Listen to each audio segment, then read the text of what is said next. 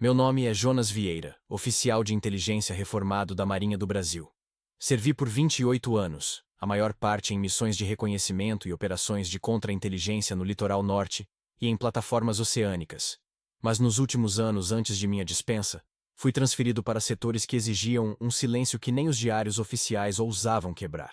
Não esperava voltar a qualquer tipo de operação, especialmente depois do episódio de Itaguaí, que me custou o tímpano esquerdo, parte do sono e quase a honra. Desde então, minha vida se limitava a um pequeno sítio em Paraty, dias curtos, noites longas e uma série de remédios que não tratavam exatamente o que me afetava. Foi em uma dessas madrugadas silenciosas que meu telefone, há anos inativo, tocou com o som mecânico que eu havia esquecido. Não havia número, apenas a tela acesa com a palavra confidencial. Atendi como quem é puxado de volta para dentro de um sonho já terminado. E a voz do outro lado soou como uma gravação militar das antigas, robótica, firme, sem emoção. Tenente Jonas Vieira. Autorização Alfa 3. Compareça ao ponto Bravo 27 às 040. Senha de validação, nó azul. A ligação caiu. Nenhuma explicação, nenhum nome. Apenas instruções. O mais curioso foi a menção ao meu antigo posto. Eu havia sido promovido a capitão de corveta antes da dispensa. Mas quem quer que tenha feito aquela chamada me tratava como o homem que fui há 20 anos. Talvez propositalmente. Talvez para me lembrar de quem eu era antes de tudo. Hesitei. A idade pesava. Mas a curiosidade, ou talvez uma culpa que eu mesmo não compreendia, me moveu. Arrumei minha mochila com o básico. Documentos antigos, minha insígnia, 2 comprimidos de Rivotril e o diário que nunca consegui preencher por completo. Peguei meu carro e dirigi até o ponto indicado. Era uma base desativada próxima à Restinga da Marambaia, oficialmente entregue ao esquecimento desde 1998. Quando cheguei, um grupo de homens já me aguardava. Nenhum deles falava. Todos vestiam roupas civis em tons neutros. Um deles apenas me entregou um capuz preto e disse, sem perguntas. Entrei no veículo com a calma de quem já cruzou aquele tipo de linha muitas vezes antes. Quando o capuz foi retirado, eu já estava dentro de um elevador subterrâneo, descendo em velocidade contínua, com a pressão nos ouvidos crescendo como em mergulho profundo. Do lado de fora, uma base que não constava em nenhum organograma da Marinha. Tudo revestido por placas metálicas azul escuras, corredores iluminados com lâmpadas fluorescentes antigas que zumbiam no silêncio. À minha espera, uma sala com monitores analógicos, impressoras térmicas e um mural de metal com coordenadas escritas à mão. No centro, um homem em uniforme sem patentes me olhou como se já me conhecesse. Você está atrasado 17 anos, Jonas, mas isso vai ter que servir. Ele me explicou que a missão era simples no papel, mas impossível na prática. Estudar um objeto retirado do fundo do oceano, encontrado a mais de 8.000 metros de profundidade, em uma região não cartografada da Fossa de São Paulo. Nenhum equipamento deveria ter suportado a pressão para trazê-lo à superfície, e mesmo assim, lá estava ele. O objeto era uma estrutura hexagonal metálica, com cerca de 2 metros de largura, completamente simétrica, sem soldas, entradas ou sinais de desgaste. Aparentemente sólida, mas levemente quente ao toque. E o mais estranho, havia sido encontrado envolto por uma espécie de musgo fosforescente que desapareceu em contato com o ar. As análises iniciais não conseguiram determinar a origem do material. Ele não reagia a ácidos. Não conduzia eletricidade como metais convencionais. E sua assinatura magnética alterava levemente as bússolas da base. Jonas, disseram eles, seria responsável por analisar os padrões de informações antigas sobre estruturas semelhantes, se existissem. Eu questionei a razão de não haver uma equipe de arqueólogos submarinos ou mesmo cientistas da Marinha Americana, já que parte dos equipamentos usados na missão eram de procedência norte-americana. O silêncio foi a única resposta.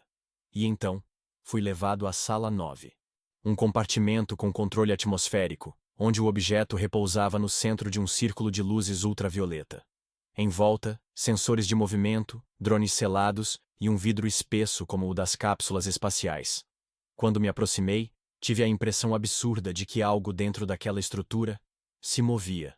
Não fisicamente, mas como se fosse possível sentir uma leve rotação interna, como se algo ali dentro tivesse acordado com a minha presença.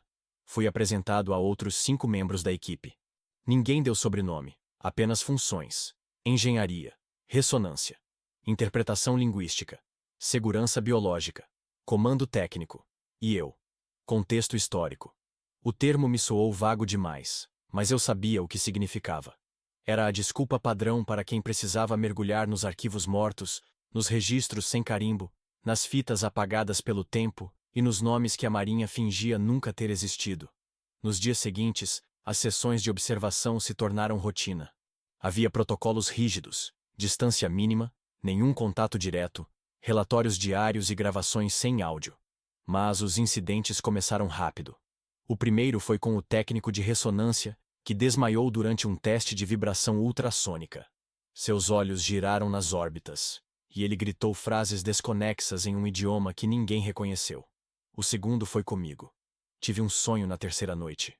Um sonho em que eu estava dentro de um submarino, mas não era o modelo convencional. As paredes pareciam orgânicas, pulsavam, e havia uma figura no final do corredor, alta demais para ser humana, silenciosa, sem rosto. Acordei com sangue no nariz e a sensação de que havia algo errado com o tempo. Meu relógio estava atrasado 4 horas. A base, oficialmente, dizia que não. Mas eu sabia que algo havia passado. Quando relatei o sonho, ninguém respondeu. Apenas anotaram. E no final do corredor, quando voltei à sala do objeto, o musgo que havia desaparecido estava lá de novo. E brilhava com mais força. Acordei no terceiro dia com o gosto de ferro na boca e a sensação estranha de ter falado dormindo. Meu alojamento era simples: cama de campanha, armário embutido, uma pia com torneira antiga e um espelho embutido que parecia mais uma câmera disfarçada. Desde minha chegada, já sentia que aquele lugar era menos uma base e mais um mausoléu operacional. Tudo antigo, analógico, abafado. Quando saí do quarto, percebi que o corredor ao lado havia sido fechado com placas metálicas que não estavam ali no dia anterior. Nenhum aviso, nenhum barulho de obra, nenhum sinal de que alguém havia passado por ali à noite. Como se a arquitetura da base estivesse em fluxo, modificando-se às nossas costas. Caminhei até o refeitório e encontrei apenas 2 membros da equipe. O técnico de segurança biológica, que mantinha os olhos fundos e as mãos enfaixadas, e a oficial de interpretação linguística, que lia um caderno de anotações com caracteres que eu juro não existirem em nenhum idioma conhecido. Quando tentei puxar conversa, ela apenas fechou o caderno devagar e disse com voz baixa: "Os símbolos voltam diferentes quando você olha por tempo demais." Nesse dia, fui chamado ao setor de comunicações, uma sala que parecia saída dos anos 70, com equipamentos de rádio, monitores de fósforo verde e papéis empilhados como em um bunker de guerra. O operador-chefe me mostrou algo estranho. Todas as tentativas de comunicação externa estavam sendo desviadas para a mesma coordenada, como se alguém interceptasse os sinais e os redirecionasse para um ponto fixo no oceano. Mas quando inserimos essas coordenadas em qualquer mapa digital ou físico, nada. Mar aberto, vazio. Sem rotas comerciais, sem cabos submarinos, sem registros náuticos. Apenas uma mancha negra no Atlântico Sul. Decidimos enviar um drone subaquático da base em direção àquela posição, usando um canal discreto de telemetria. O drone levou 8 horas para chegar ao perímetro, e no momento em que cruzou a marcação das coordenadas, a imagem congelou. Nenhum sinal de impacto, perda de sinal gradual ou falha técnica. Apenas um frame paralisado, como se o tempo dentro daquela zona não aceitasse movimento. Quando recuperamos os dados da caixa preta do drone, descobrimos algo pior. Os sensores registraram uma alteração de gravidade local de 0,8 G para 5 G por menos de um segundo, o suficiente para esmagar qualquer coisa viva. Mas não havia cratera. Não havia deformação geológica. Era como se o espaço tivesse se dobrado por um instante e depois voltado ao normal. A partir daquele dia, começaram os apagões parciais na base. A energia oscilava sempre no mesmo horário, 02h46, durante 7 noites seguidas. Ninguém falava sobre isso diretamente, mas o medo começava a se infiltrar nas rotinas. 2 engenheiros foram encontrados dormindo no chão da sala de instrumentos, com traços de sedativo no sangue, mas nenhum frasco foi registrado. E toda noite, no intervalo de 10 segundos, os monitores da ala oeste mostravam uma imagem distorcida, como se uma figura estivesse passando rápido demais para ser capturada. Quando pedi acesso aos mapas completos da base, me disseram que o setor de arquivos estava em revisão estrutural. Fui até lá mesmo assim. O elevador que descia até o subsolo me levou a um andar não sinalizado. Nenhuma placa, nenhuma iluminação adequada. Apenas o som abafado do gerador e um cheiro acre de umidade antiga. Nas paredes, havia fotografias em molduras metálicas, todas cobertas com plástico fosco. Quando tentei remover uma delas, percebi que estavam coladas com algum tipo de resina endurecida. O que consegui ver, através da transparência levemente opaca, me gelou. Era uma imagem da própria base, muito antes da minha chegada, com uma equipe diferente. No centro, um homem com feições semelhantes às minhas. Mesmo cabelo, mesma estrutura corporal, mesmo tipo de olhar. Mas a foto estava datada de 1981. O homem parecia ter a minha idade hoje. Era impossível. Ou então, era exatamente esse o ponto. Voltei para meu alojamento com o impulso de registrar tudo. Comecei a escrever no meu diário, mas percebi que ele já continha anotações das quais não me lembrava. Havia frases escritas na minha caligrafia, mas com conteúdo que jamais passara por minha mente. O tempo não corre em linha reta aqui. A base é um eco do próprio objeto. Você está apenas vivendo sua repetição. No canto inferior da página, uma sequência de números escrita com força excessiva. 02 e o 46. Naquela noite, permaneci acordado. A 02 e o 46, exatamente como previsto, a luz tremeu, o gerador chiou, e um som que parecia um choro profundo ecoou pelos corredores. Não era humano, nem animal. Era como se o próprio concreto da base lamentasse. Saí do quarto e encontrei o operador de ressonância no corredor. Parado, olhando para o nada. Ele me viu, sorriu com tristeza e disse: "Estamos no corpo morto de algo que ainda respira. Só não percebemos porque não fomos digeridos ainda." Antes que eu pudesse responder, as luzes voltaram. E ele desapareceu na escuridão de um corredor lateral que, no dia seguinte, já não existia mais. Fui até o comando técnico exigir respostas. O oficial responsável apenas me entregou um envelope. Dentro, havia uma cópia do meu certificado de óbito, com data de 3 meses atrás. Assinado. Carimbado. Oficial. E então ele disse: "Se você não sabe que está morto, o objeto vai mostrar, mas só quando ele estiver pronto para lembrar de você." Os dias na base passavam como se estivessem sendo filtrados por uma substância densa. Tudo era opaco, abafado, como se o tempo ali tivesse perdido a transparência. O refeitório nunca estava cheio. As vozes eram sempre medidas. A luz fluorescente parecia mais fria do que o necessário. E o cheiro metálico dos corredores permanecia constante, como um lembrete de que aquele lugar não respirava o mesmo ar que o mundo em cima. Eu evitava perguntar demais. Havia aprendido, nos meus anos como oficial de inteligência, que certos tipos de silêncio eram ordens implícitas, e que insistir em perguntas poderia fechar portas que ainda estavam entreabertas. Mas eu ouvia, observava e anotava tudo, mesmo que fosse de memória. Foi assim que descobri o cofre N27. Não estava nos registros comuns, não tinha entrada digital. Fui guiado até ele por acidente, quando um técnico deixou escapar que os arquivos antigos estavam guardados onde ninguém queria lembrar. Era no setor C3, uma parte da base que parecia mais velha, como se tivesse sido construída numa época em que os padrões eram outros. O concreto era mais poroso. Os tubos de ventilação chiavam sozinhos, como se algo respirasse ali dentro. E o cofre, encravado na parede como um olho cego, parecia um túmulo vertical. Levei 3 dias até conseguir o código, não oficialmente. Um dos civis que monitoravam os registros de sonar estava em crise nervosa. Tremores, olhos fundos, falas desconexas. Quando fui visitá-lo, ele estava repetindo a sequência: 7462991, como se fosse a única coisa que o mantinha preso à realidade. Tentei a combinação no cofre. Funcionou. O som de liberação do mecanismo foi seco, agressivo, como se a própria estrutura tivesse se irritado por ser aberta. Dentro, havia uma maleta metálica, de aparência civil, coberta por pó grosso e traços de sal. Etiqueta amarelada, escrita manualmente. Marinha. Acesso restrito. Protocolo Kairos. Dentro da maleta, um conjunto de documentos selados com lacre vermelho, datados de 1984. A primeira página era um memorando interno, alertando sobre uma anomalia geomagnética detectada em múltiplas camadas suboceânicas, na latitude correspondente ao sul da Fossa de São Paulo. Os termos eram técnicos demais até para mim. Mas havia anotações feitas à mão, marginais, com letras tremidas. Formas incompatíveis com sedimentação natural. Ângulos exatos em profundidade instável.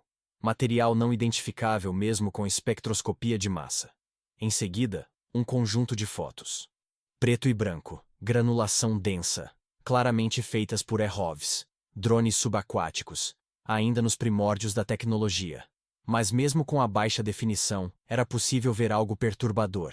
Estruturas simétricas, parcialmente enterradas na crosta oceânica, lembrando colunas e plataformas interligadas por canais, como se fossem passarelas de um edifício afundado. Só que os ângulos não faziam sentido.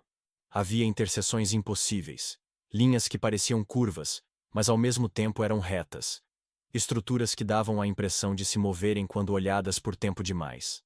A análise de profundidade indicava que tudo estava a mais de 6.000 metros, além da zona de pressão suportável por qualquer mergulho tripulado na época.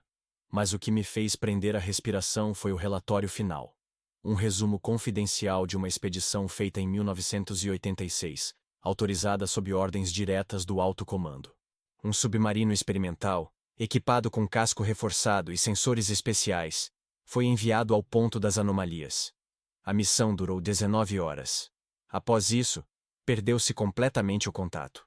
Quando os protocolos de emergência foram ativados, o submarino emergiu automaticamente 3 dias depois, sem tripulação, sem dados de bordo, sem vestígios de dano físico, mas com algo no porão. Um fragmento de metal hexagonal, liso, perfeitamente uniforme, do tamanho de uma mochila. As análises posteriores mostraram que o material não reagia a calor, choque, ácido ou radiação, mas absorvia sinais. Ondas. Vozes. Gravaram vozes humanas sendo replicadas, em delay, dias depois de expostas à estrutura. E o mais estranho. Após certo tempo, o objeto começou a alterar seu peso sozinho. Subitamente. Como se estivesse respirando, mesmo sem órgãos. Esse fragmento, o relatório dizia, foi selado, estocado, esquecido. Mas em 1993, ele desapareceu dos registros, e nunca mais foi mencionado. Até agora. Porque eu o vi. Ele estava aqui, na câmara 7, isolado atrás de camadas de vidro, protegido por um campo magnético contínuo e monitorado por sensores com parâmetros que nenhum de nós entendia. Mas era o mesmo formato, as mesmas inscrições, os mesmos cantos exatos que não tinham lógica na geometria humana. Voltei ao meu alojamento com a maleta escondida. Sabia que guardar aquilo era uma sentença. Mas era pior não saber. O peso daquele passado enterrado me sufocava mais do que a pressão oceânica sobre os corredores da base. Dormi mal naquela noite. Tive um sonho, em que caminhava dentro de uma câmara escura. Não havia paredes. Só uma pulsação surda que vinha do chão. Quando me aproximei, vi o objeto. E ele se abriu. Por dentro, havia um olho. E o olho chorava. Mas o que escorria não era água. Era sal. Escuro. Vivo. Acordei gritando. E a parede do meu quarto estava molhada. Desde a noite em que sonhei com o olho, passei a manter um caderno escondido entre as vigas do beliche.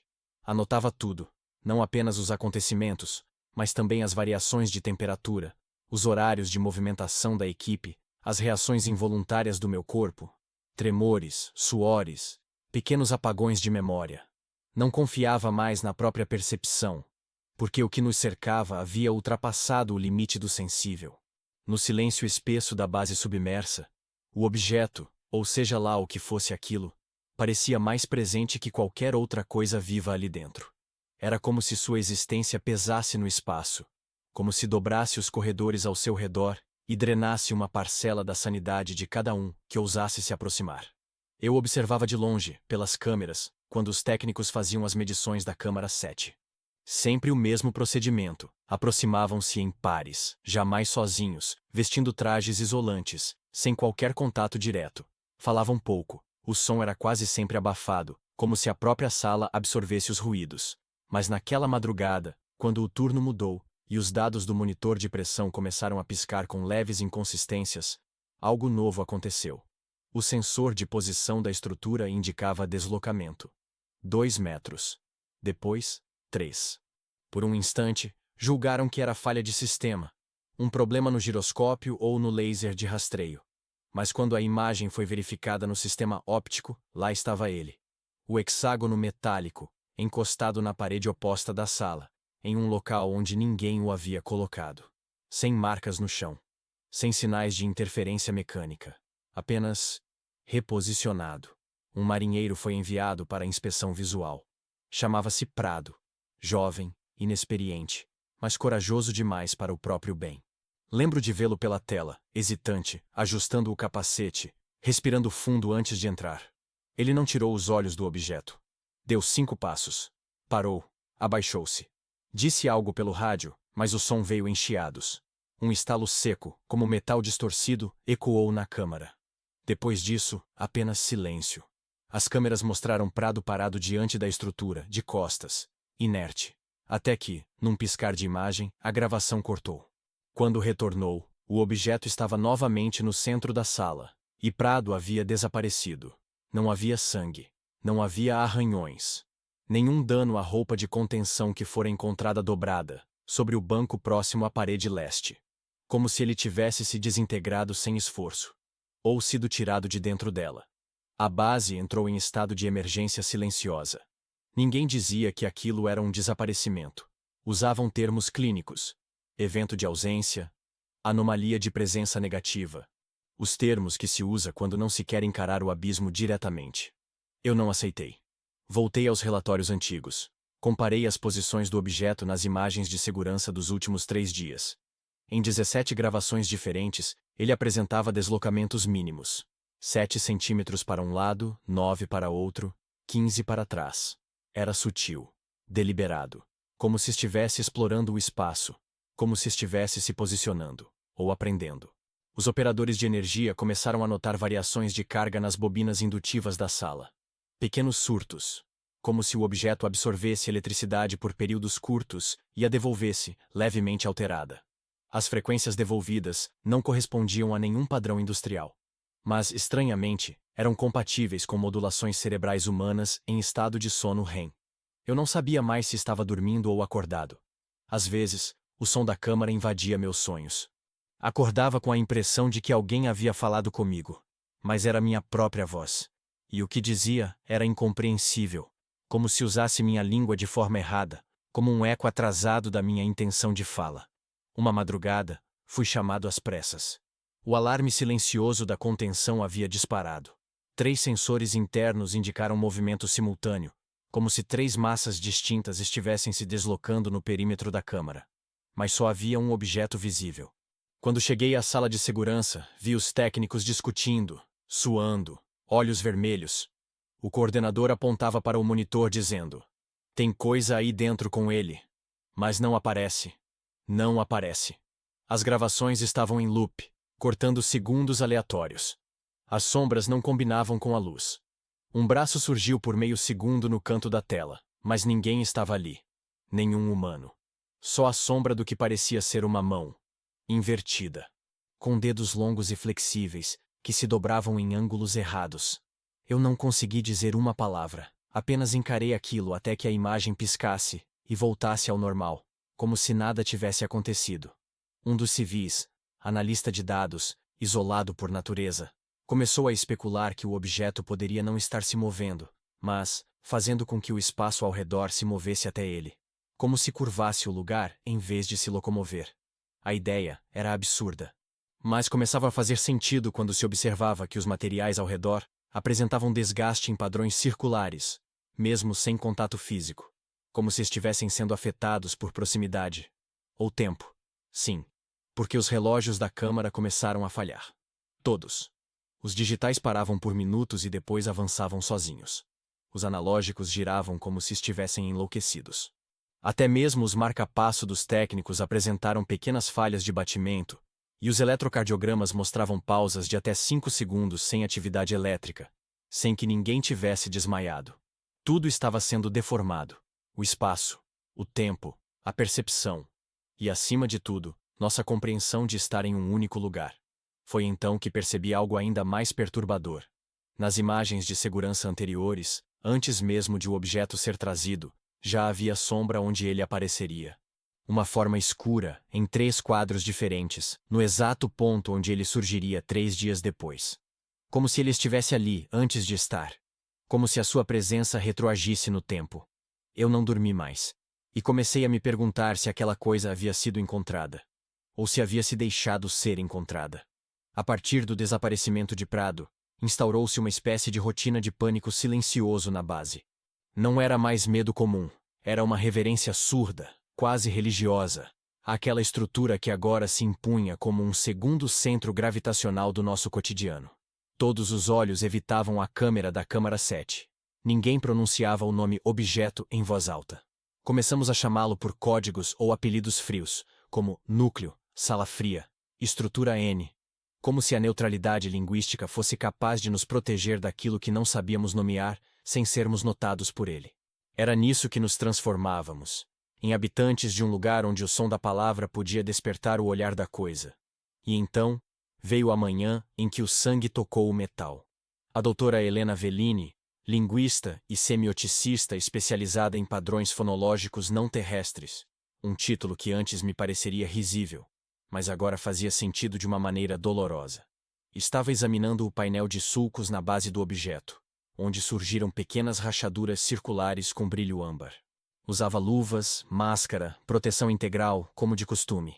Mas ao tentar ajustar o microscópio óptico no suporte, escorregou. O tripé caiu. O equipamento acertou seu braço, criando um corte superficial, um filete apenas, mas que pingou direto na rachadura aberta na estrutura. Nenhum alarme soou. Nenhuma mudança física visível. Ela apenas se afastou, limpou o corte e continuou o turno. Só que, naquela noite, começaram os sussurros. E não vinham de fora. Quando acordou de sobressalto na madrugada seguinte, Helena havia rabiscado 5 páginas inteiras do seu caderno de bordo, com símbolos em espiral, cheios de elos internos, parecendo uma mistura entre glifos de civilizações antigas e diagramas fractais. A equipe médica descartou sonambulismo. Ela não apresentava sinais típicos. Estava lúcida, mas sua voz havia mudado. Havia nela um timbre secundário, como uma reverberação paralela que parecia roçar os tímpanos sem atravessá-los completamente. Como se outra camada de som estivesse sobreposta à sua fala. Quando a submetemos ao espectrograma vocal, os resultados foram impossíveis. A estrutura sonora das frases que ela pronunciava seguia padrões idênticos aos registros das ondas geomagnéticas da magnetosfera terrestre. Cada sílaba entoada por Helena refletia uma oscilação eletromagnética captada pelas antenas da base nos últimos 10 anos. Era como se sua linguagem, ou melhor, a linguagem que agora saía pela sua boca, imitasse o padrão de respiração do próprio planeta. Chamamos um criptólogo do Instituto Militar de Engenharia. Ele assistiu a 2 minutos das gravações e pediu para sair da sala. Disse que aquilo não era decodificável da forma tradicional. Era uma linguagem que não buscava ser compreendida, mas apenas pronunciada. Um engenheiro sugeriu que as ondas emitidas pela fala de Helena estavam interferindo nos painéis de controle da base, criando pequenos surtos em equipamentos específicos, e, curiosamente, sempre os mesmos. O controle de atmosfera, os sensores de pressão da câmara 7, o software de redundância da porta principal. Era como se sua voz estivesse abrindo caminhos. Eu acompanhei as gravações noturnas. Em uma delas, Helena sentava-se sozinha na antessala da contenção, olhando fixamente para o vidro. Por mais de 40 minutos, entoava um cântico ininterrupto. Não havia padrão musical, mas o ritmo lembrava um batimento cardíaco muito lento. No minuto 32, a superfície do objeto tremeu. A rachadura âmbar se expandiu levemente. E então fechou, como se respirasse. Na manhã seguinte, Helena não se lembrava de nada. Não reconhecia os símbolos. Sua voz estava normal. Mas suas pupilas apresentavam uma leve fluorescência sob luz ultravioleta. E ao tocar qualquer objeto metálico, ele se aquecia em sua mão. Eu tentei alertar o diretor da base. Mas os homens da divisão negra já estavam entre nós. Eles não usavam distintivos. Não se apresentavam, apenas observavam. E nos vigiavam com olhos opacos, que não se moviam nem piscavam com naturalidade. A doutora Helena foi afastada. Disseram que precisava descansar. Disseram que seria transferida para um hospital naval. Mas nenhum helicóptero saiu da base naquele dia. E o quarto dela foi lacrado. Quando tentei entrar, encontrei o visor coberto por fita preta, como se não devêssemos mais ver o que estava lá dentro. Um dos mergulhadores confidenciou, em sussurro, que havia escutado uma gravação escondida, não de uma câmera, mas de um dos microfones técnicos da sala de energia. A voz era dela. Mas falava em português antigo, palavras rebuscadas, eruditas, combinadas com expressões que não pertenciam a nenhuma cultura conhecida. A frase mais repetida era: "O metal sonha em nossos nomes." Desde então, ninguém mais pronunciava o nome dela. Apenas chamávamos de ela. E o objeto? O objeto parecia mais calmo. Mas agora, ninguém ousava afirmar que ele estava em repouso. A sensação era a de que ele havia recebido uma chave. E que a qualquer momento, começaria a abrir o que quer que estivesse guardado em nós. Eu havia aprendido, desde muito cedo na carreira, que nas Forças Armadas, os segredos mais perigosos não são os gritados em reuniões ou registrados em protocolos ultraconfidenciais, mas sim os que são guardados por omissão. Aqueles que ninguém menciona, que não constam em arquivos digitais e que, quando citados, surgem apenas em fragmentos, quase sempre acompanhados de olhares desviados e mudanças abruptas de assunto. Era essa a sensação que me tomou por completo quando encontrei, na madrugada do dia 43 da missão, o dossiê soviético que jamais deveria estar naquela base. Não o encontrei por acaso, como nos filmes em que o herói tropeça em uma conspiração escondida. A verdade era que eu já estava procurando. Desde o sumiço de Helena, a estrutura tinha se tornado mais do que apenas um mistério científico. Ela era agora o núcleo vivo de uma transformação invisível que afetava a todos, inclusive a mim. As noites começaram a se alongar. Os sussurros nos corredores pareciam durar mais que o silêncio, e meu próprio reflexo nos espelhos do alojamento começava a me parecer um pouco mais atrasado do que meus movimentos. Eu sabia que havia mais escondido ali. Algo que precedia todos nós. O cofre de comunicações, marcado como N27, era uma estrutura simples e austera, localizada atrás da sala de cabos subterrâneos, protegida por um sistema de chave tripla e autenticação biométrica de 2 oficiais superiores. Um deles era eu. O outro, um capitão de engenharia que não aparecia há 2 dias. Alegaram licença médica. Nenhum registro digital justificava tal ausência. Aproveitei um momento de falta de vigilância e usei minha própria autorização para acessar o cofre. Lá dentro, esperava encontrar logs de transmissão e arquivos de manutenção. O que encontrei foi uma caixa de aço inoxidável, selada com cera naval antiga. Um protocolo da ditadura, usado antes da digitalização dos documentos sigilosos. O lacre dizia apenas: Arquivo Operacional 39D, Intercepção, 1974. O conteúdo estava datilografado com papel desgastado e manchas de ferrugem. Começava com um memorando do extinto SNI, alertando sobre relatos de anomalias magnéticas captadas por embarcações soviéticas no Atlântico Sul, especificamente na linha de convergência de correntes profundas, exatamente no ponto em que hoje repousava nossa base submersa. Mas o que me fez gelar por dentro foi o trecho seguinte. Relatórios russos apreendidos por inteligência brasileira relatavam que, em janeiro de 1974, o submarino soviético K-129 detectou formas geométricas não naturais, semelhantes a portas circulares, em altitudes abissais, abaixo da capacidade dos sensores convencionais de pressão. Eles as chamavam de portas da crosta. O documento afirmava que, ao tentar se aproximar de uma dessas estruturas com sondas, o contato foi perdido. Quando tentaram se reaproximar, a formação havia desaparecido completamente. Mas o sonar continuava emitindo um eco constante, como se o vazio estivesse sendo preenchido por algo que se movia devagar, mas com precisão. Nas semanas seguintes, 3 mergulhadores russos morreram em acidentes inexplicáveis. E um quarto relatou ter sonhado com uma espiral de ferro submersa, que cantava em um idioma que ele não conhecia, mas entendia. Poucos dias depois, esse mesmo homem cortou a própria garganta na enfermaria do submarino, dizendo antes de morrer: "Nós abrimos, e não sabíamos que já estava escancarado." O dossiê terminava com uma assinatura borrada de um contra-almirante brasileiro, e uma recomendação: selar, enterrar, nunca retornar. E ainda assim, ali estávamos nós, retornando. A existência desse dossiê explicava muitas das decisões nebulosas da missão. Explicava o porquê de uma base submersa ser construída justamente ali, décadas depois. Explicava o porquê de não haver documentos oficiais sobre os testes anteriores. Explicava até mesmo a presença da Divisão Negra, aqueles homens que pareciam mais peças de contenção do que agentes humanos. Voltei ao meu alojamento sentindo que carregava chumbo nos ombros. A estrutura não era nova. Ela não era nossa.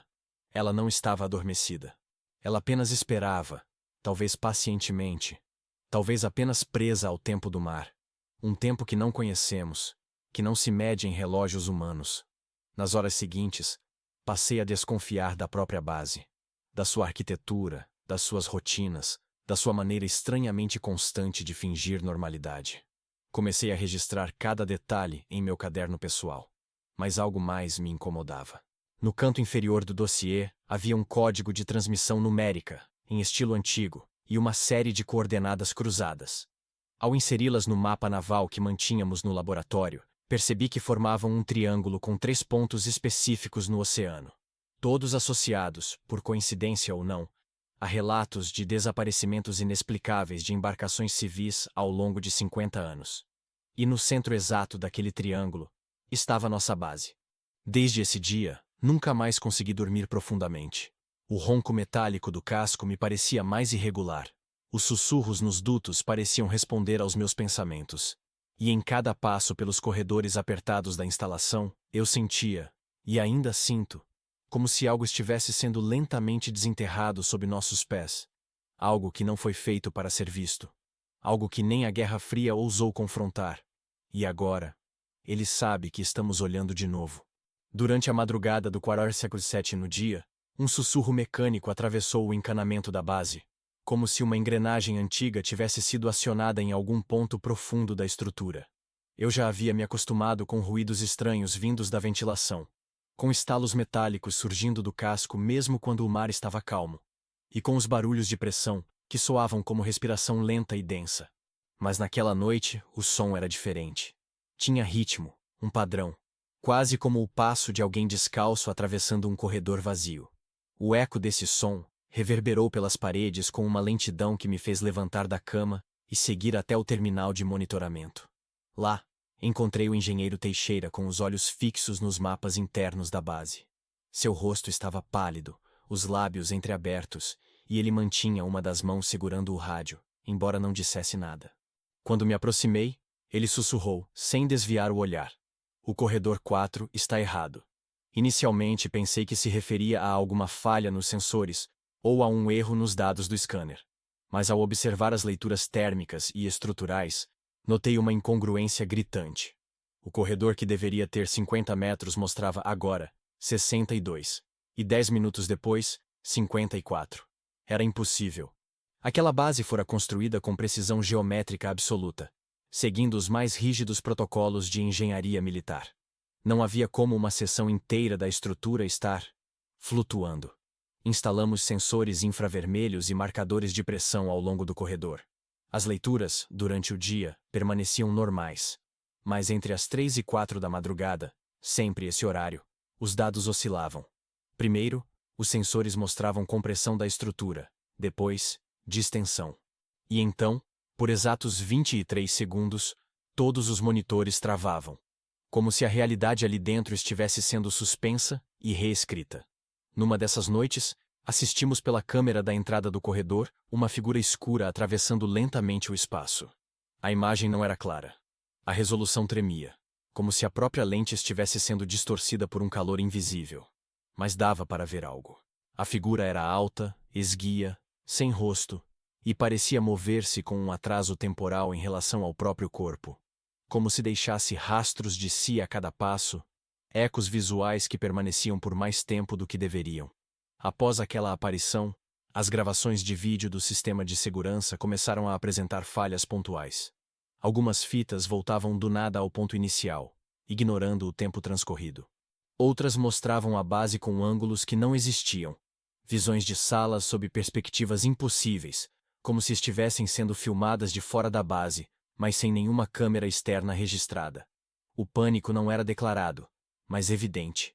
Os militares mais experientes começaram a andar em duplas, evitavam dormir sozinhos, e muitos passaram a anotar sonhos em cadernos como forma de se manterem sãos. Um desses relatos me marcou profundamente. Um sargento relatou ter sonhado com uma escadaria em espiral, que descia por quilômetros dentro do mar. E ao fim dela, havia uma porta com inscrições iguais às da estrutura hexagonal. O detalhe mais perturbador era o que vinha depois. Ele afirmava que, ao abrir a porta no sonho, viu não um ambiente, mas a própria base, como se aquela porta estivesse atrás da parede do corredor 4. Decidimos então desmontar parte da parede lateral do corredor, contra ordens superiores. Durante a perfuração, notamos que o revestimento interno apresentava uma espessura maior que o padrão. Era como se algo tivesse sido selado ali, não construído, mas ocultado. Quando finalmente removemos a blindagem, encontramos uma pequena sala metálica, sem iluminação, sem cabos, sem função aparente. Mas o mais inquietante era o que estava no centro. Um pedestal de ferro oxidado, com uma concavidade no topo, do exato tamanho da base da estrutura hexagonal. Aquilo explicava mais do que gostaríamos. A base não fora apenas construída para estudo. Ela era, de algum modo, uma câmara de encaixe, um receptáculo. E o corredor 4, a parte da estrutura que mais sofria alterações dimensionais, era o elo móvel entre o que restava da lógica humana e o que esperava ser reativado. Desde aquele dia, não houve mais dúvidas entre nós. A base não estava apenas reagindo à estrutura. Ela estava se adaptando a ela. Ou pior, ela sempre fora parte dela. Voltando aos mapas antigos, notei algo que me fez tremer. A primeira planta da base, projetada décadas antes de ser efetivamente construída, mostrava uma galeria central em espiral, exatamente como a do sonho do sargento. Mas aquela seção fora arquivada, descartada, sem justificativa aparente. Ou assim pensávamos. Agora, era claro. Não havíamos descoberto nada. Havíamos sido atraídos. A cada noite, a sala dentro do corredor 4 parecia um pouco mais funda, um pouco mais larga. Como se crescesse. Como se esperasse. E quando andávamos por ela, a sensação era de que não caminhávamos sobre solo sólido, mas sobre algo que, a qualquer momento, poderia acordar. O primeiro chegou durante a troca de turno, sem aviso, sem registro de entrada, caminhando com passos firmes pelo corredor central, como se já conhecesse cada dobra e cada sombra daquela base submersa. O segundo apareceu menos de uma hora depois, vindo pelo elevador de manutenção, usando um crachá que ninguém havia emitido. Ambos vestiam uniformes da Marinha. Negros, sem insígnias, sem identificação de patente, sem nome nos peitos ou velcro nos ombros. Apenas preto. Tecidos pesados que não reluziam sob as luzes artificiais, botas de solado grosso que mal faziam barulho ao pisar nos corredores, e olhares fixos demais, prolongados demais, como se os olhos não estivessem vendo o ambiente, mas atravessando-o, mapeando algo por baixo das superfícies metálicas. Nenhum dos dois disse palavra por longos minutos.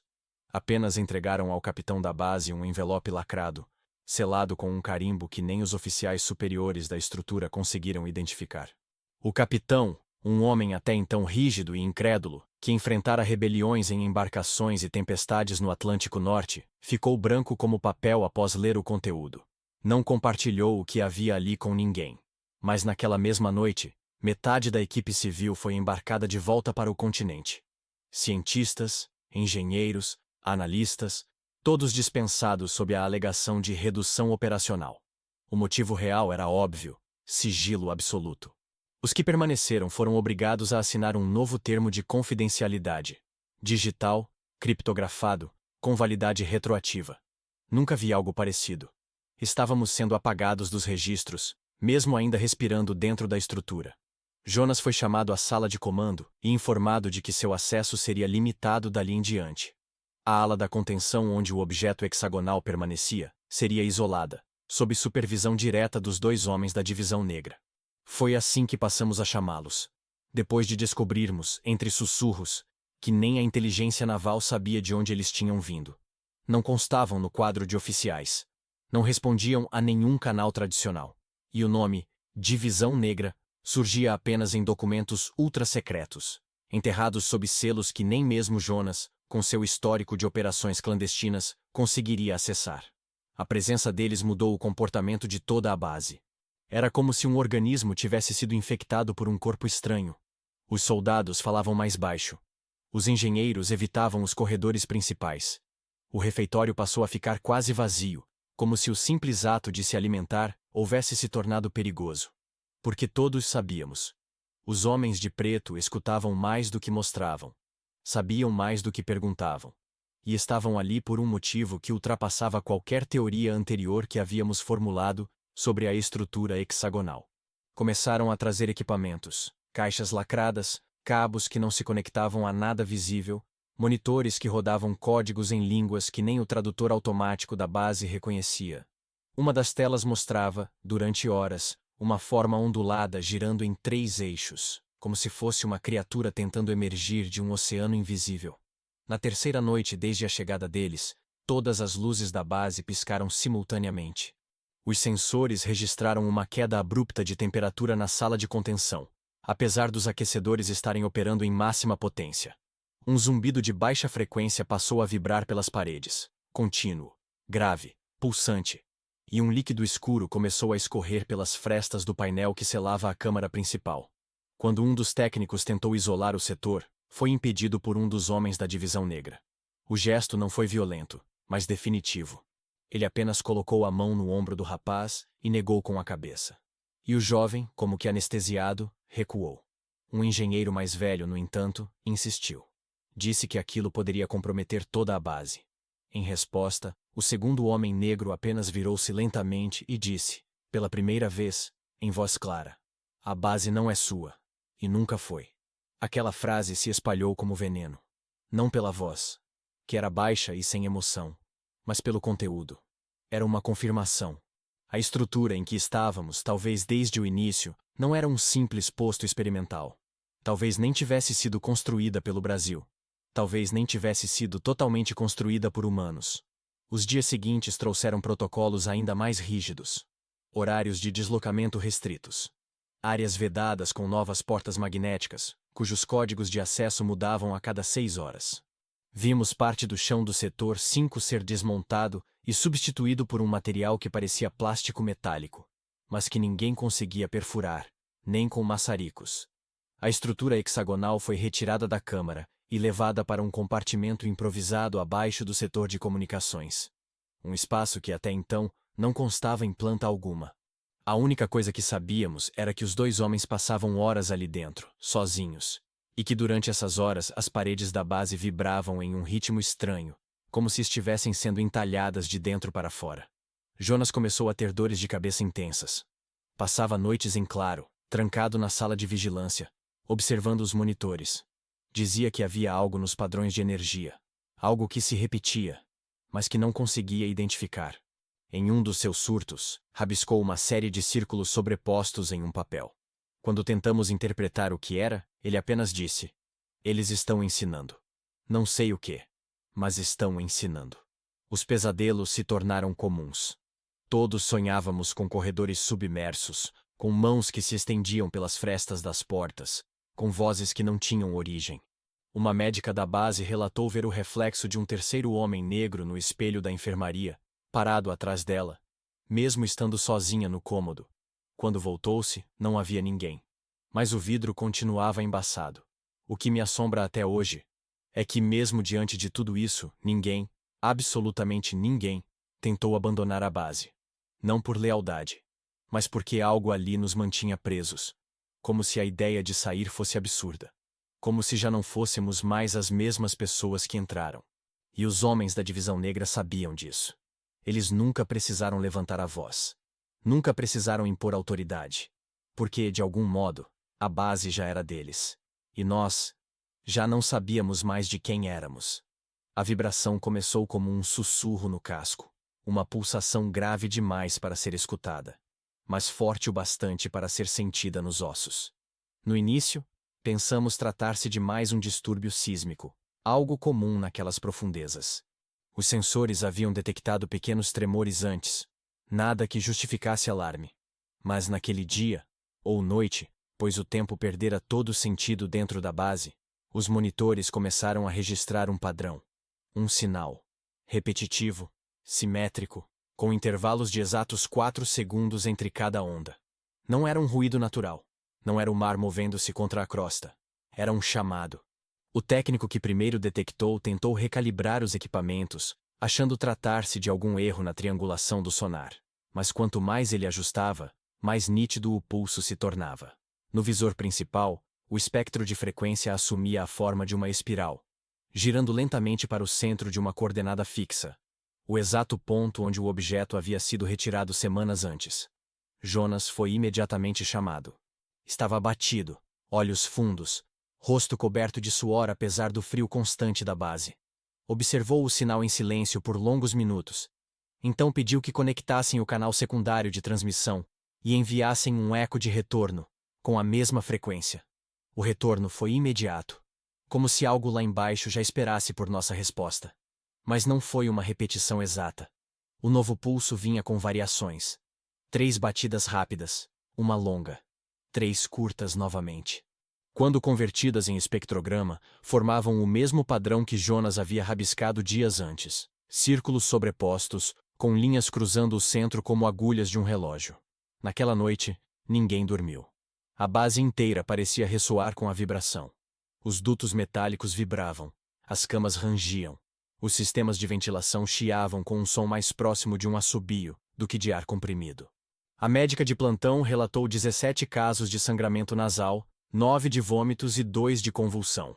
Os pacientes diziam ouvir vozes, mas não fora da cabeça. Era dentro, como se um idioma desconhecido estivesse sendo impresso diretamente nas sinapses. A cientista que havia sofrido o acidente com o sangue começou a apresentar um comportamento errático. Parava diante das paredes e sussurrava coisas que ninguém conseguia traduzir. Certa vez, a encontramos escrevendo com os dedos no vidro da sala de contenção, como se as unhas tentassem cortar um véu invisível. Quando tentamos contê-la, gritou com uma voz que parecia vir de um pulmão mais antigo, mais profundo que o humano. Os homens da divisão negra não intervieram. Apenas observavam, como se tudo fizesse parte de uma sequência prevista. Foi então que o objeto respondeu. E não em áudio. As câmeras da câmara secundária captaram um movimento dentro da estrutura metálica. Não externo, mas interno. Como se uma luz surgisse sob as placas hexagonais, girando em espiral, acompanhando o mesmo ritmo do pulso que vínhamos recebendo. Um dos operadores de vídeo ampliou a imagem. Dentro da luz, por um instante, uma sombra. Uma forma vagamente humanoide. Sem olhos, sem boca, apenas o contorno. A imagem foi enviada para análise de contraste. Mas nesse momento todos os sistemas começaram a falhar. Os displays apagaram, os motores de circulação pararam, o gerador de reserva entrou em colapso, e ficamos por mais de 5 minutos no escuro total. Um breu absoluto, profundo como um túmulo, onde a única coisa audível era o próprio sangue correndo pelas veias. Quando a energia retornou, os registros estavam corrompidos. Nenhuma gravação fora salva. Nenhuma leitura preservada. Mas todos lembrávamos do que vimos, e aquilo bastava. A equipe começou a se dividir. Alguns queriam abandonar o projeto, alegando que aquilo não era científico, que não estávamos lidando com tecnologia, mas com um organismo. Outros, principalmente os que tinham contato mais direto com os homens de preto, insistiam em continuar. Diziam que estávamos prestes a romper um limiar de compreensão jamais alcançado por qualquer civilização. Jonas, pela primeira vez, hesitou. Passava horas trancado em sua cabine, ouvindo os sons gravados. Dizia que havia camadas ocultas nas frequências. Que por trás do padrão principal existiam harmonias secundárias, como se algo estivesse cantando. E que a música seguia uma lógica matemática inquebrantável. Um fractal de números que só poderia ter sido criado por uma mente. Ou por muitas. Os alvos de transmissão começaram a se multiplicar. Agora o pulso vinha de vários pontos ao redor da região da fossa. Pelo menos 4 fontes diferentes. Todas emitindo em perfeita sincronia. O que quer que estivéssemos estudando, não era único. Não era uma anomalia isolada. Era uma rede. E havíamos ativado algo. Em uma das análises de espectrograma, um dos engenheiros traçou os pulsos em um gráfico tridimensional. O resultado foi um símbolo quase perfeito de uma mandala. No centro, a coordenada onde tudo começara. Em volta, círculos concêntricos, espaçados exatamente na razão áurea. A matemática do som coincidindo com a matemática da vida. Era impossível ignorar. E, no entanto, Era insuportável saber. A vibração aumentava a cada ciclo. Passamos a medir alterações na densidade da água ao redor da base. Microscópicas, mas constantes. O mar parecia encolher e expandir, como se respirasse. Como se algo, sob quilômetros de pressão, estivesse prestes a despertar. Foi nesse contexto que um dos técnicos de radar perdeu o controle. Entrou na sala de vigilância, rasgou os próprios papéis de registro e começou a escrever nos vidros da janela com sangue. Eles ouvem, escreveu. Eles se lembram. Depois, desapareceu. Encontraram-no horas depois, encolhido em posição fetal na câmara de pressurização, com os olhos completamente negros. Os exames mostraram que sua retina havia sofrido uma espécie de recalibração óptica, como se estivesse adaptada para enxergar outro espectro de luz. Outro mundo. Foi contido, mas nunca mais voltou a falar. E as transmissões continuaram. Sempre no mesmo ritmo. Sempre com a mesma intensidade. Como se do fundo mais antigo do mar, algo nos chamasse. Não como predadores, mas como algo que reconhece um fragmento de si no outro. Como se, ao retirar aquela estrutura do abismo, tivéssemos aberto não uma porta, mas um espelho. E o que quer que estivesse lá embaixo, finalmente tinha visto seu reflexo. As luzes de emergência continuavam piscando de forma irregular nos corredores da base, como se a própria eletricidade estivesse hesitante em permanecer. Já haviam se passado 3 dias desde o início das transmissões, e o ambiente interno começava a deteriorar-se não apenas fisicamente, mas psicologicamente. Os homens caminhavam como sonâmbulos, os olhos vermelhos de insônia, os dedos trêmulos mesmo em repouso. O ar era denso, não pelo dióxido de carbono, mas por uma presença invisível que parecia ocupar cada fresta entre as placas metálicas, como se o próprio oxigênio estivesse contaminado por algo ancestral. Jonas não falava mais com ninguém. Passava horas diante da estrutura hexagonal, agora vibrando em uma tonalidade quase imperceptível, com um leve zumbido que variava conforme o pulso das ondas lá fora. Ele dizia que aquilo era o som do entendimento, que os que fossem sensíveis o suficiente compreenderiam. Os outros chamavam aquilo de histeria. Mas ninguém se aproximava da sala. Ninguém queria olhar direto para o objeto. Até que, no 4º dia, durante a troca do turno de vigilância, um operador de radar chamado Lúcio entrou na sala de comunicações, parou no meio do recinto e, sem qualquer aviso, começou a esfregar as mãos contra a parede. No início, pensaram que era um ataque nervoso, algum surto derivado do estresse. Mas ele continuava. Raspava com as unhas, sangrava e ainda assim sorria, como se estivesse em transe. Não falava, não gemia. Apenas arranhava a parede com precisão, formando sulcos que, mais tarde, percebemos que eram símbolos, repetidos. 3 linhas verticais, um arco invertido e um ponto central. Jonas foi o primeiro a reconhecer. Era o mesmo padrão encontrado nas gravações espectrográficas do objeto. Lúcio desmaiou logo após completar o desenho. Quando recobrou a consciência, seus olhos estavam dilatados, a pele fria. Mas ele se levantou com calma, encarou os presentes e disse com voz firme: "Eles querem a forma de volta." Essas palavras, simples e cruas, paralisaram a sala. Ninguém reagiu por vários segundos. Aquilo não era uma frase aleatória, nem um delírio qualquer. Era uma declaração. E a forma, sabíamos disso, era a estrutura contida no centro da base. A forma que jamais deveríamos ter tocado. Tentamos interrogá-lo, mas Lúcio não lembrava de nada. Dizia ter tido um sonho com um campo de luzes sob o mar, onde figuras humanoides o observavam sem rosto, e algo dentro dele lhe dizia que era hora de devolver. Os médicos o isolaram. Mas naquela noite, outras coisas começaram a acontecer. Primeiro, as portas começaram a abrir-se sozinhas. Não todas, apenas as do setor de contenção. Em intervalos precisos, de 5 em 5 minutos, a fechadura eletrônica emitia um clique. Abria-se levemente, depois trancava novamente. Os códigos estavam intactos. Nenhum acesso manual havia sido registrado. Os sistemas de segurança identificaram isso como uma falha de software. Mas Jonas discordava. Segundo ele, aquilo era uma tentativa de imitação. A estrutura tentava entender nossos mecanismos, como se estivesse testando a linguagem da base. Um tipo de aprendizado. Depois veio a alteração nos registros térmicos. O ambiente dentro da sala do objeto passou a oscilar. mesmo com o sistema de climatização estabilizado. Um calor súbito surgia ao redor da estrutura. Atingia 32 graus, depois caía para 5. Como uma febre. Como um corpo em processo de adaptação. E então, veio o som. Não uma vibração, mas um ruído constante, semelhante a uma respiração.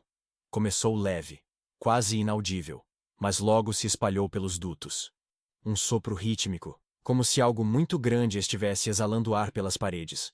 Alguns técnicos disseram ser apenas vento, mas o vento não repete intervalos tão exatos por mais de 6 horas seguidas. O auge foi ao amanhecer. Quando a primeira luz artificial do ciclo simulava o nascer do sol na base, a estrutura emitiu um clarão. Não elétrico, não visual. Foi um clarão sentido. Uma onda de calor e frio ao mesmo tempo, que atravessou a pele como se cada célula vibrasse em resposta. Jonas caiu de joelhos. Os monitores se apagaram por 12 segundos. E quando voltaram, mostravam o objeto girando lentamente. Pela primeira vez desde sua chegada, ele havia se movido, não por interferência humana, não por vibração externa, mas por vontade própria. Jonas, ainda ajoelhado, começou a chorar. Disse que havia esperado por aquilo, que finalmente eles estavam escutando. Tentamos contê-lo, mas ele se debatia com uma força que não combinava com seu corpo. Gritava frases desconexas, em português e em algo que ninguém reconhecia. A médica responsável disse que a atividade neural de Jonas havia explodido. Seu cérebro estava em estado de hiperatividade, semelhante ao de pacientes em estado psicótico, mas com funções vitais normais. Ele foi sedado. E o objeto parou. Voltou à sua posição anterior, como se tivesse terminado o primeiro estágio de uma operação invisível. No relatório oficial, registramos o evento como anomalia energética não identificada. Mas entre nós, sabíamos. Aquilo era um despertar, um aviso. E talvez, um convite. Nos dias seguintes, mais membros da equipe começaram a apresentar sintomas semelhantes. Sonhos compartilhados, fala em idiomas não reconhecidos, reflexos espontâneos diante do objeto. Era como se algo em nós, algo ancestral, talvez genético, estivesse sendo ativado. E todos sentíamos a mesma coisa, que não havia mais volta. Que qualquer tentativa de contenção seria inútil. Porque aquilo que chamávamos de objeto não era uma máquina, não era um artefato, era um ser, um emissário. E agora ele sabia que estávamos ouvindo. A base parecia ter deixado de pertencer à Marinha naquela semana. Os protocolos, tão fixos e enrijecidos em camadas de comando e resposta, passaram a ser violados por acontecimentos que não respeitavam lógica alguma.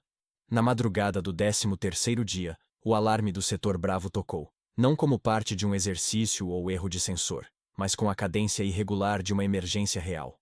Todos os corredores foram inundados por uma luz vermelha opaca, e o sistema de rádio emitiu um único aviso, antes de silenciar completamente. Despressurização em curso. Evacuem imediatamente. Corremos, sem coordenador, sem ordem clara, sem sequer sabermos o motivo do alerta. Quando chegamos ao setor Bravo, a escotilha estava fechada por dentro. O visor da porta de contenção mostrava apenas vapor e água se espalhando lentamente pela parede externa. A sala estava selada. Os sistemas automáticos ativaram o protocolo de isolamento total. Aquilo significava que alguém, de dentro, havia deliberadamente sabotado o sistema de pressurização. Uma ação impossível sem autorização dupla e identificação biométrica. Jonas chegou pouco depois, exausto, os olhos injetados, como se soubesse exatamente o que iríamos encontrar. Pediu os registros da câmera interna do setor. O operador, hesitante, acessou o sistema, e por um momento, todos os monitores exibiram a mesma imagem. A escotilha abrindo-se sozinha, a água invadindo como se empurrada por mãos invisíveis, e algo que ninguém conseguiu descrever atravessando o limite entre o oceano e a base. Não era um homem, não era um peixe. Era algo entre os dois. Não caminhava, não nadava, apenas se movia, como uma sombra densa no interior da água, flutuando em direção ao coração da base, com uma tranquilidade indecente. Como se soubesse que ninguém ali teria coragem de impedi-lo. Quando a equipe de mergulho foi enviada, horas depois, o setor já estava parcialmente alagado, com algumas áreas completamente submersas. Ninguém foi encontrado. Nenhum corpo, nenhuma ferramenta. Apenas as marcas, pegadas. 3 dedos, alongados, como garras, mas com a simetria de uma espécie bípede. Elas seguiam do ponto de entrada até o compartimento técnico, e de lá, sumiam. O rastro desaparecia a menos de 2 metros da parede, onde ficavam os dutos principais. Nenhum ponto de saída. Nenhuma ruptura nas estruturas. Era como se aquilo tivesse atravessado a matéria, deslizado entre as camadas do próprio espaço. A equipe entrou em colapso. Não era mais uma anomalia. Era uma invasão. Mas ninguém sabia se estávamos sendo atacados ou apenas observados. Jonas pediu silêncio. Ordenou que tudo fosse registrado em papel, sem uso de computadores. Disse que os sistemas eletrônicos já não eram confiáveis. E ele estava certo. Nos dias seguintes, os terminais começaram a exibir falhas intermitentes. Mensagens que não haviam sido escritas por ninguém apareciam em relatórios. A forma está incompleta. Eles acordaram. O caminho está aberto. Algumas dessas mensagens eram assinadas com nomes de membros da tripulação desaparecidos. Outros, com datas anteriores à instalação da base. O mais inquietante foi uma frase encontrada no sistema de refrigeração, programada como alerta técnico. Não abra a porta às 0317. A frase foi identificada pelo engenheiro-chefe, que jurou nunca tê-la digitado. Cruzando os registros de eventos, descobrimos que o alarme de despressurização havia começado precisamente às 0317 da madrugada. Jonas passou a circular com um caderno em mãos, fazendo anotações constantes, rabiscando símbolos já vistos anteriormente na parede, comparando-os com os traçados nas unhas dos surtados. Dizia que estavam aprendendo conosco, que cada falha, cada sabotagem, era um teste, um tipo de sondagem feita de dentro para fora. Quando alguém lhe perguntou, de dentro do quê? Ele apenas respondeu, do que sempre esteve aqui. A água do setor inundado foi drenada com dificuldade. A pressão estava irregular, como se houvesse algo impedindo o fluxo normal de escoamento. Um mergulhador, ao atravessar a tubulação principal, afirmou ter visto uma silhueta parada no fundo, imóvel, como se esperasse. Não havia registro na câmera acoplada. Mas quando voltou à superfície, o homem entrou em convulsão. Afirmava ter ouvido um som agudo, não pelos ouvidos, mas pelos ossos. Os médicos o sedaram. Ele dormiu durante 28 horas, e ao acordar, não lembrava do próprio nome. Apenas dizia com voz serena: a água não está mais vazia. O comando da base foi alertado. Mas os homens da Divisão Negra não demonstraram surpresa. Apenas reforçaram a segurança no setor de contenção. E então, sem qualquer explicação, removeram a estrutura do centro da base. Levaram-na para um compartimento auxiliar, no núcleo técnico, onde os sensores não funcionavam corretamente. Quando questionados, disseram que era por segurança. Mas sabíamos. Eles estavam tentando esconder algo. Do resto da base, ou do próprio objeto. A ideia de que a estrutura poderia ver, ouvir, aprender e, talvez, decidir, começou a se tornar insuportável. Alguns começaram a se recusar a trabalhar. Outros desapareceram silenciosamente. 2 cartas de despedida foram encontradas nos dormitórios. Ambas diziam a mesma coisa. Eu vi o que está vindo, e não quero estar aqui quando acontecer. A Marinha, em silêncio. Nenhum reforço enviado, nenhuma evacuação. A base agora era um ponto cego. Um ponto de ruído no fundo do mapa, onde a presença humana havia violado o que talvez fosse um túmulo, ou um portal. E algo havia entrado, não com fúria, mas com propósito. Eu não me lembro de ter desmaiado. Na verdade, a sensação foi mais parecida com um súbito desaparecimento do tempo. Um lapso em que o mundo deixou de existir, e no lugar dele, formou-se um intervalo em branco, sem som, sem pensamento, sem corpo. Foi durante uma reunião técnica sobre os registros da sabotagem. Estávamos todos sentados, debatendo teorias e vasculhando a gravação de áudio ambiente quando, segundo disseram depois, minha cabeça tombou lentamente, os olhos abertos, como se eu apenas tivesse perdido o fio da realidade. Acordei na enfermaria, com tubos no braço, a voz abafada da médica dizendo meu nome em sequência crescente de urgência. Jonas! Jonas, me escuta? Você sabe onde está? Eu sabia, mas ao mesmo tempo não sabia mais o que isso significava. Estar ali, naquele lugar que parecia tão real quanto um pesadelo contínuo, com paredes que rangiam sem vento, relógios que atrasavam sem falha mecânica e corredores que pareciam observar em silêncio. Levei alguns segundos para falar. Disse apenas que estava com sede. E que tinha visto alguma coisa. Foi aí que os exames começaram. Primeiro, um encefalograma, depois testes de resposta motora, coordenação visual, reflexos e, por fim, uma tomografia ocular. A médica parecia incomodada, como se soubesse que não encontraríamos nada, ou como se já esperasse encontrar demais. O que surgiu nos monitores não pode ser descrito com precisão técnica. Ela congelou a imagem da minha retina, ampliou o reflexo do fundo ocular e pediu silêncio. Havia formas ali. Linhas. Estruturas minúsculas, mas com uma geometria impossível de ser formada pela anatomia do olho humano. A imagem lembrava as inscrições do objeto, mas com uma diferença. As formas estavam incompletas. A impressão era de que algo havia sido parcialmente impresso na minha visão. Como se meu cérebro tivesse registrado uma imagem que meus olhos jamais viram. Pediram um segundo exame, dessa vez com um espectrômetro óptico. As cores residuais presentes nas imagens da retina estavam fora da escala do visível. Espectros ultravioletas misturados com infravermelho em padrões simétricos. Como se um código estivesse se formando dentro de mim.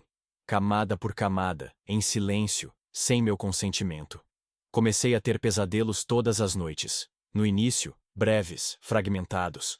Sons de metal retorcendo-se como portas se abrindo em alguma estrutura de concreto. Depois, vultos sob a água, olhos que se abriam no escuro, e por fim, corredores esculpidos em pedra viva, cobertos de símbolos ondulantes, como se a linguagem estivesse viva e me observasse de volta. Acordava suando, mas não sentia medo. Sentia saudade. Como se algo dentro de mim estivesse sendo chamado de volta para casa. Foi quando notei que minhas pupilas estavam diferentes. Levemente dilatadas o tempo inteiro. Mesmo em luz forte. Como se reagissem não ao ambiente externo, mas a alguma luminosidade interna, constante, invisível para os outros. Um dos engenheiros relatou ter visto meus olhos refletindo padrões hexagonais enquanto eu dormia. Ele não voltou mais ao dormitório. Pediu transferência. Disse que a base estava contaminada, não por radiação, não por bactérias, mas por algo que aprendia a partir da proximidade. O termo usado por ele foi infecção simbólica. Um tipo de contágio por informação. Comecei a escrever. Não por vontade, mas por impulso. Rabiscava em cadernos, nas paredes do meu quarto, nas bordas dos relatórios técnicos. Símbolos. Sempre os mesmos. Um círculo dentro de um hexágono, envolto por 3 linhas paralelas. Depois, o círculo desaparecia e restavam apenas os ângulos, como se algo estivesse sendo apagado aos poucos, ou retirado. A médica me chamou para conversar. Perguntou se eu tinha lembranças anteriores à base sobre esses símbolos. Neguei. Ela me mostrou uma ficha de um antigo paciente da Marinha, datada de 1991. Nome riscado. O homem também havia servido numa missão de reconhecimento perto da fossa do Atlântico Sul. Desapareceu após escrever em sua própria pele uma sequência de caracteres, idênticos aos meus. Foi declarado morto. Mas seu corpo jamais foi encontrado. A médica fechou o arquivo e me disse: "Você está lembrando de algo que nunca viveu. Mas alguém viveu por você." A frase ficou ressoando na minha cabeça por dias. Como se um eco tivesse se infiltrado entre os meus pensamentos. À noite, comecei a ouvir ruídos mesmo com os ouvidos tapados. Vibrações que se formavam dentro do meu crânio. Como se alguém estivesse me observando de dentro de mim mesmo. A base continuava operando, mas em estado de emergência silenciosa. Os homens da divisão negra circulavam mais do que antes. Passavam por mim sem olhar, como se soubessem o que estava acontecendo. Ou, como se já tivessem visto isso antes. Um deles me parou num corredor. Um homem alto, sem nome, sem graduação visível. Falou baixo, como se estivesse se dirigindo a alguém que não era mais totalmente humano.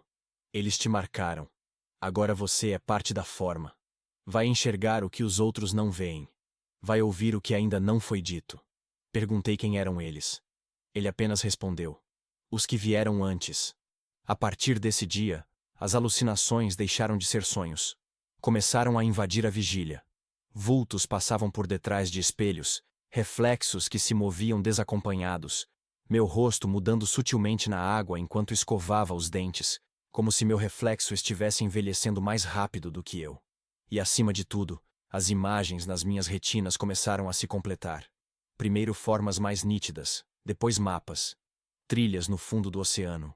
Marcas gigantescas na crosta terrestre que ligavam pontos que, segundo os registros geográficos, nunca foram mapeados. Uma dessas formações era idêntica ao contorno da estrutura que retiramos do mar. A forma era um fragmento de algo maior. Algo enterrado, espalhado, dividido, talvez propositalmente. E eu, por alguma razão que escapava à razão humana, tinha se tornado uma chave. Não porque era especial, mas porque estive próximo o bastante. Longo o suficiente. E agora, quando fecho os olhos, eu não sonho. Eu acesso. A decisão não foi tomada por nós. Ela chegou sob a forma de uma pasta de couro preto, trazida por um dos homens da divisão negra, colocada sobre a mesa da sala de comando sem introdução, sem assinatura, sem qualquer timbre oficial. Apenas uma frase escrita em letras maiúsculas. Operação Egresso, imediata. Dentro dela, um conjunto de instruções lacônicas. O objeto devia ser devolvido ao ponto exato onde fora retirado, utilizando a câmara de transporte pressurizado. Nenhuma justificativa, nenhum pedido de parecer. Apenas ordens. E no fundo da pasta, um segundo envelope, menor, selado com cera vermelha e um símbolo que nunca tínhamos visto antes. Uma espécie de espiral cortada ao meio, como um redemoinho trancado. Jonas foi o único autorizado a ler o conteúdo. Ele não disse uma palavra após abrir o papel, apenas assentiu lentamente, como quem já esperava aquilo desde o início. Passamos 2 dias preparando o submarino de descida, um modelo protótipo com capacidade para resistir à pressão de até 9.000 metros, algo que sequer deveríamos possuir, segundo os manuais técnicos. A câmara de contenção do objeto foi reforçada com ligas metálicas importadas, e os sensores internos foram desativados por ordem direta. Nada deve observar a forma durante o trajeto, dizia uma das instruções. Durante esse tempo, a base permaneceu em silêncio. Os corredores pareciam absorver o som dos passos. As luzes piscavam sem falha elétrica aparente, e os espelhos das salas técnicas foram cobertos com lençóis pretos, como se a própria imagem refletida pudesse testemunhar o que estava prestes a acontecer. Às 03h00 da manhã, o submarino foi selado. Estavam a bordo Jonas, 2 operadores da Marinha, um técnico da Divisão Negra e um engenheiro que insistiu em acompanhar a missão. Eu fiquei na base, no centro de comunicações, com a função de monitorar o sonar e registrar todos os dados da descida. Quando a escotilha da câmara de lançamento se fechou, houve um breve apagão, como se algo na estrutura tivesse recusado a operação. As luzes voltaram 5 segundos depois, e o submarino começou a afundar lentamente, deslizando pelas correntes geladas do Atlântico Sul. A comunicação nos primeiros 300 metros foi estável. Jonas descrevia o ambiente com precisão quase clínica. A água turva, os detritos em suspensão, os sons metálicos ressoando pelos cascos. Mas ao atingir os 1.000 metros de profundidade, algo mudou. O sonar deixou de captar o fundo. Era como se o mar tivesse se estendido além do que a topografia permitia. Os sensores indicavam uma planície contínua, sem falhas geológicas, mas também sem sinal de vida. O chão havia desaparecido. E então, eles encontraram as marcas. Círculos concêntricos no fundo do leito oceânico, com centenas de metros de diâmetro, como se algo gigantesco tivesse se movido ali, escavando não com força, mas com propósito. No centro de um dos círculos, estava o ponto original de onde a estrutura fora retirada. Mas não estava mais vazio. Havia algo no lugar. Um buraco. Um poço perfeitamente simétrico, com bordas esculpidas e laterais cobertas por um tipo de material que não se parecia com pedra, nem metal, nem coral. Era liso demais, negro demais, como se absorvesse luz. O engenheiro comparou com obsidiana líquida. Jonas pediu silêncio. Disse que a forma reconhece a ausência, e que não deveríamos falar nomes ali. O submarino desceu mais. Os alarmes de pressão começaram a vibrar, mesmo estando abaixo da marca crítica. Era como se algo além da física estivesse em jogo. Como se o espaço ao redor estivesse sendo comprimido por presença, não por matéria. E então, veio a falha. Quando tentaram subir de volta, o sistema travou. Os propulsores responderam, mas a estrutura inteira começou a girar levemente no eixo vertical, como se estivesse sendo puxada em espiral. não para baixo, mas em torno de si mesma. A comunicação se perdeu por 13 segundos. Quando voltou, a voz que ouvimos não era a de Jonas. Era a voz de Jonas, mas falava palavras que não compreendíamos, numa cadência estranha, quase cantada. Depois, silêncio. E então, uma mensagem. Fiquem. Precisamos completar. A frase surgiu em todos os monitores ao mesmo tempo, digitada em tempo real, com letras brancas sobre fundo preto. Em português perfeito. O sistema travou. Reiniciamos as máquinas manualmente. Quando recuperamos contato, Jonas estava sozinho ao microfone. Disse que os outros haviam desaparecido. Literalmente. Não houve som, movimento, nem tempo. Ele piscou. E eles não estavam mais ali. Apenas a estrutura, ainda imóvel, pulsando levemente como um coração submerso. Ele tentou lançar a forma no abismo, mas algo aprendeu. Disse que o próprio submarino estava sendo ancorado por forças que não compreendia. Que o interior da nave parecia maior do que antes, que havia corredores onde antes havia cabines, e que começava a ouvir ecos de sua própria infância. Eu pedi que ele repetisse. Jonas disse que podia ouvir a voz da mãe, morta há 40 anos, chamando seu nome atrás da escotilha. Ela está aqui comigo, ele sussurrou. Mas não é ela. A partir daí, a transmissão foi intermitente. Trechos desconexos. Eles querem lembrar. Através de nós. A forma não é objeto, é órgão. Tudo que foi separado está voltando. Por fim, silêncio. O submarino parou de transmitir. O sonar indicava que ele ainda estava no mesmo ponto, mas sem movimento. Nenhum sinal de vida. Apenas uma leve vibração na frequência 7.4 Hz, idêntica à registrada no incidente do setor Bravo. Foi então que o fundo do mar começou a se mover. Como se aquilo que estava sob a terra há milênios tivesse despertado, não por fúria, mas por convocação. E nós? Fomos a voz que atendeu. Quando os sensores começaram a registrar instabilidade nos campos magnéticos da base, ainda acreditávamos que o submarino voltaria. Mesmo com a comunicação cortada e os sinais oscilando em uma frequência que não reconhecíamos, parte da equipe mantinha uma esperança silenciosa de que tudo não passasse de uma interferência atmosférica, um bug do sonar, uma falha temporária nos relés de transmissão. Mas havia algo no ar. E não era apenas a pressão de estarmos a quase 4.000 metros abaixo da superfície. Era como se a própria estrutura metálica da base se contorcesse em expectativa. Como se as paredes aguardassem um retorno que não era mais nosso. Fomos instruídos a permanecer nas estações. Ninguém podia se mover pelos corredores sem autorização expressa. E ainda assim, a movimentação se intensificou. Pessoas iam e vinham com caixas, instrumentos, pastas lacradas. Ninguém explicava nada. Ninguém fazia perguntas. O centro de comando foi isolado. Apenas 3 de nós tinham acesso, e eu era um deles. As telas estavam divididas em 6 quadrantes, cada uma monitorando uma seção do oceano ao redor da base. 4 quadrantes mostravam apenas escuridão absoluta. O quinto, uma névoa espessa que não condizia com nenhuma composição marinha conhecida. O sexto, exibia o que restava do sinal do submarino. Uma pulsação irregular, como o batimento de um coração artificial, mas em padrão binário. Jonas estava lá embaixo. Sabíamos disso. Mas algo havia mudado nele. Algo o havia absorvido, ou moldado, à forma. E então, ela falou de novo. A 0317. Todas as luzes da base piscaram 3 vezes. As portas se trancaram automaticamente. Um sistema de segurança que nunca havia sido ativado antes entrou em funcionamento, e as telas se apagaram por completo. Quando voltaram, havia uma nova transmissão, dessa vez em vídeo. Mas não era uma filmagem comum. Era como se alguém, ou algo, estivesse nos observando da perspectiva da própria forma. Víamos corredores da base sob um ângulo impossível, como se fossem maquetes em miniatura, observadas de cima, com detalhes que nenhum sensor poderia captar. Poeira acumulada em pontos cegos, fios vibrando no teto, respirações presas nos peitos de marinheiros encostados às paredes, como se temessem ser ouvidos por algo sem tímpanos. E então, veio a voz. A mesma voz de Jonas. Perfeita. Mas o olhar, quando ele apareceu na tela, não era mais dele.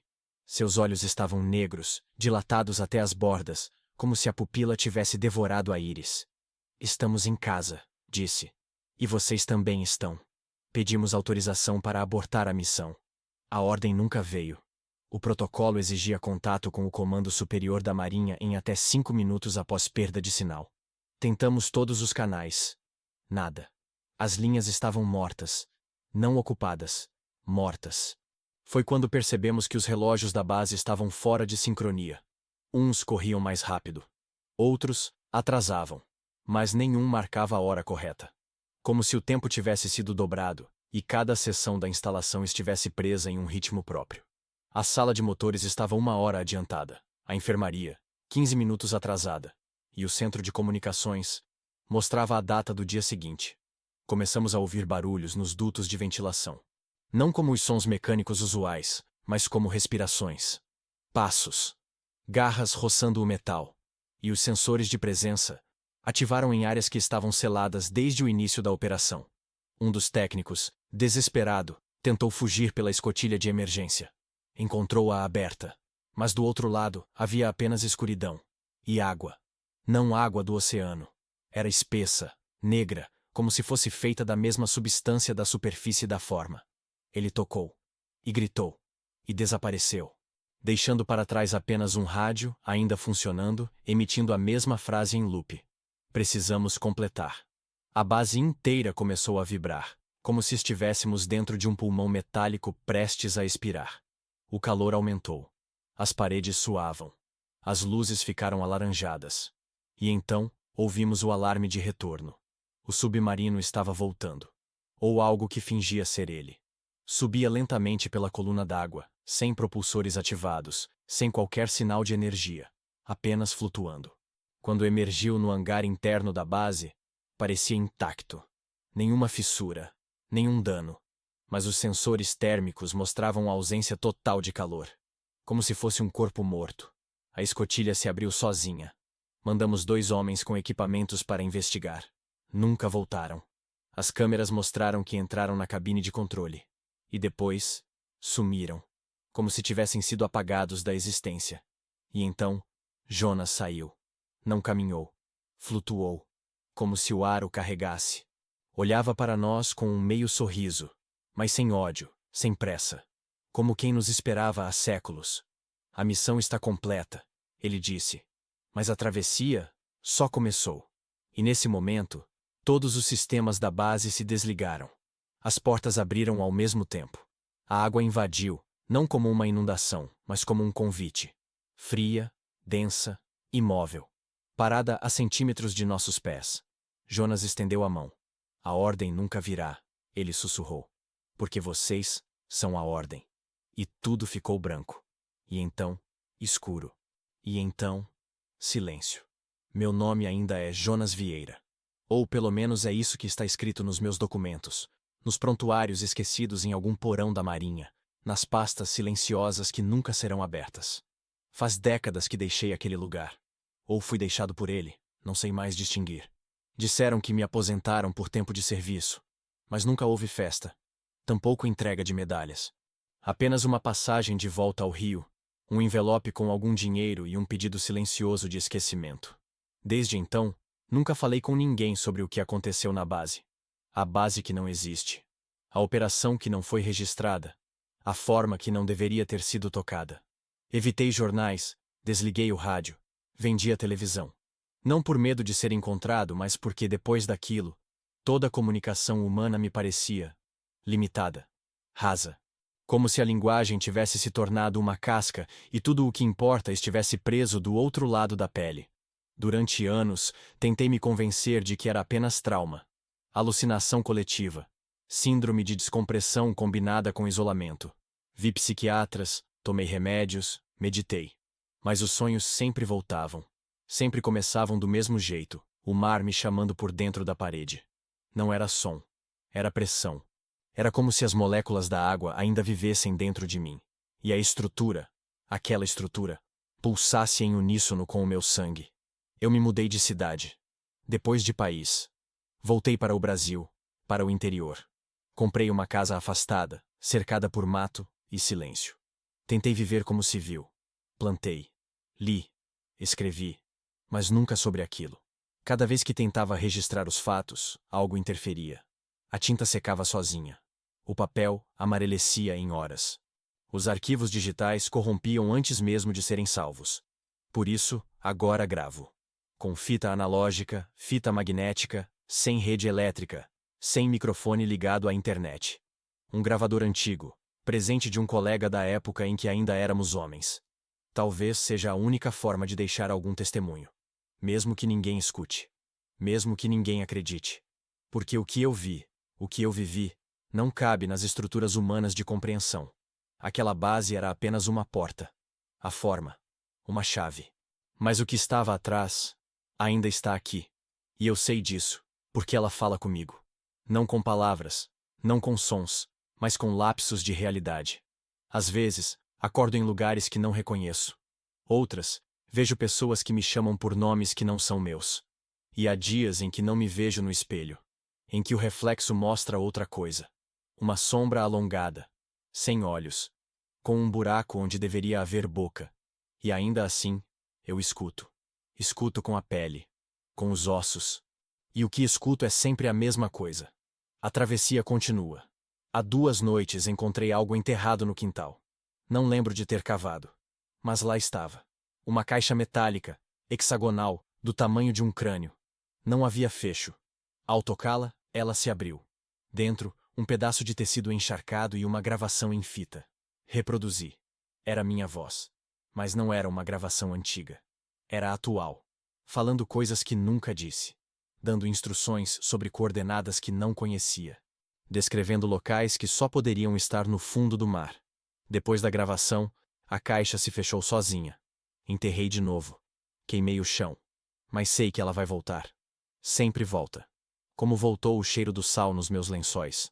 Como voltaram as pegadas molhadas no corredor de madrugada. Como voltou aquela frase, agora sussurrada dentro das paredes. Fiquem. Precisamos completar. Eu não durmo mais. Quando fecho os olhos, a pressão volta. E com ela, as imagens. Estruturas ciclópicas feitas de pedra viva. Trilhas que se dobram sobre si mesmas. Espirais que não seguem as leis do espaço. E sempre, sempre aquele rosto sem olhos, olhando através de mim. Sei que o tempo está se esgotando. Sinto que a próxima fase vai começar. Porque ontem, no espelho do banheiro, vi uma inscrição gravada na minha pele. Não sei como apareceu. Não sangra. Não dói. Mas está lá. A mesma sequência de símbolos da estrutura. E ao lado, uma palavra. Em português. Escrito com clareza, como se estivesse desenhada por dentro da epiderme. Anfitrião. Talvez seja isso que me tornei. Um hospedeiro. Um portal. Uma peça que respira à espera da última ordem. E talvez seja esse o verdadeiro propósito da missão. Não devolver a forma ao fundo, mas trazê-la à superfície. Por isso gravo. Porque sei que não haverá outro. Não haverá novo dia, nem sol. Apenas o retorno. E quando ele acontecer, quando o mar se levantar não como água, mas como lembrança, alguém vai ouvir essa fita. Talvez você. E se você ouviu até aqui, faça uma última coisa por mim. Não volte ao mar. Nunca. Porque ele lembra. Ele guarda. E, acima de tudo, ele chama.